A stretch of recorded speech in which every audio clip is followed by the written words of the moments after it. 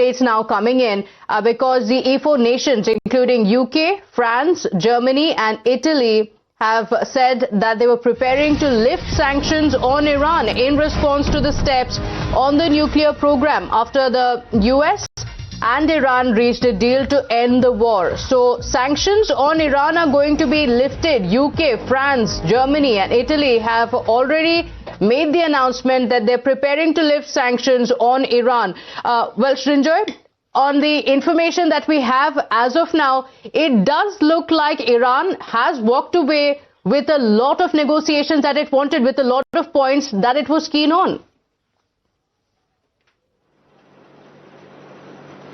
Yes, there are two things that Iran really wanted. First, a return of the money that was frozen by banks, Western banks, and 12 billion, as you rightly said, is coming back. That's something Iran really wanted. The other thing is the lifting of sanctions.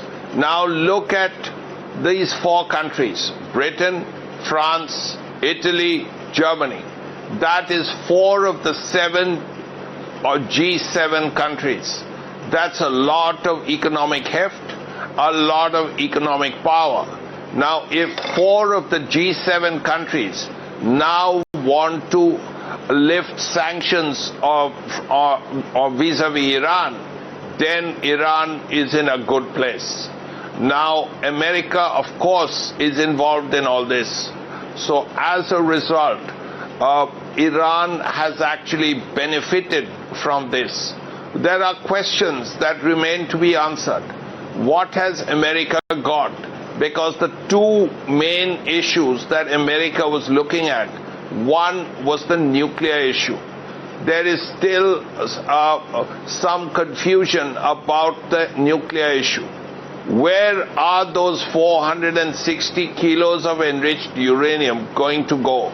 At the bottom line is this question: who will have it? Iran, America, the IAEA, anyone else? It's not very clear. The other question, of course, relates to the Strait of Hormuz and the lifting of the naval blockade. Are they going to happen simultaneously? And if they do, then clearly 20% of the world's oil or more will now begin to flow. India should be very relieved, if nothing else. Yes, you know, a lot of cheers in India and across the world, because it has affected economies for far too long, for far too many months. To stay with us, we have Purnima Nath, US politician and geopolitical expert, joining us from New York. Thank you so much for joining us. It's a day that the entire world had been waiting for. What is your understanding or your first thoughts on the peace deal that has been announced by Trump? Thank you so much for having me. Namaste, Jai Hind. I don't know why is it being celebrated as a so-called peace deal. In my mind, we'll have to see exactly how this works out in the future. But Iran has been, Iran has showed to the world that this has truly come across as the Lion of the East. The reason I say it is that Iran has been defending themselves and quite brilliantly as well. Many channels have been communicating and many media has been communicating that Iran does not have the strength to even stand 2 days after 50 of their officials were killed off by US and Israeli strike. But not just 2 days, not just 7 days, not just 1 month, not just 60 days. They have been standing strong over 100 days, and the deal has come over here, so-called deal. There is no deal signed. It's a MOU, a memorandum of understanding. It's a draft conversation that will be signed, of course, but there's no absolute deal here. So I will have to wait for the real deal. But if I have to analyze based on what is there today, Strait of Hormuz was open before this strike. Now Strait of Hormuz is closed and President Trump is claiming as a victory. And then you have this Iranian nuclear weapon. They were not making any, not a single institution, not a single international institution validated that communication that they were making so-called nuclear weapon. And today this is part of the deal.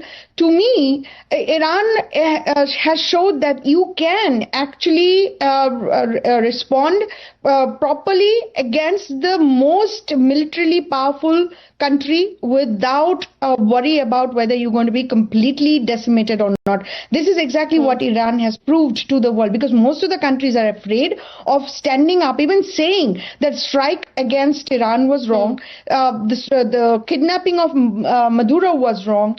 Even the striking of the Venezuelan boats were wrong. Not a single country, not a single politician, whether it's a US politician or somewhere else, they cannot say these out loud. They may say that in the closed room, but that doesn't give them, that doesn't, in my mind, they are not politicians at all. They are not actually looking for them, looking for the people. They're actually trying to save their position. And this is why I think this is very critical at this point of time. Iran has saved themselves.